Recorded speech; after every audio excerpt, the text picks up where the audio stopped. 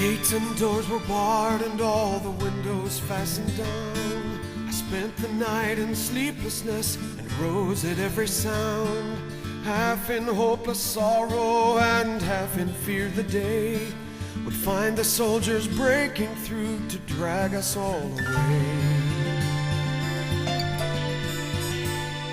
And just before the sunrise I heard something at the wall. The gates began to rattle and a voice began to call. I hurried to the window and looked down into the street, expecting swords and torches and the sounds of soldiers' feet. There was no one there but Mary, so I went down to let her in. John stood there beside me as she told us where she'd been. She said they've moved him in the night, none of us know where. The stone's been rolled away and now his body isn't there. We both ran toward the garden, then John ran on ahead. We found the stone and the empty tomb just the way that Mary said.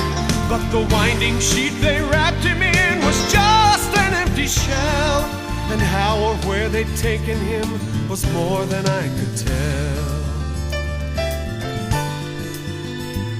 Oh, something strange had happened there, but just what I didn't know. John believed a miracle, but I just turned to go. Circumstance and speculation couldn't lift me very high, 'cause I'd seen them crucify him, then I saw him die. Back inside the house again, the guilt and anguish came. Everything I'd promised him just added to my shame. When at last it came to choices, I denied I knew his name.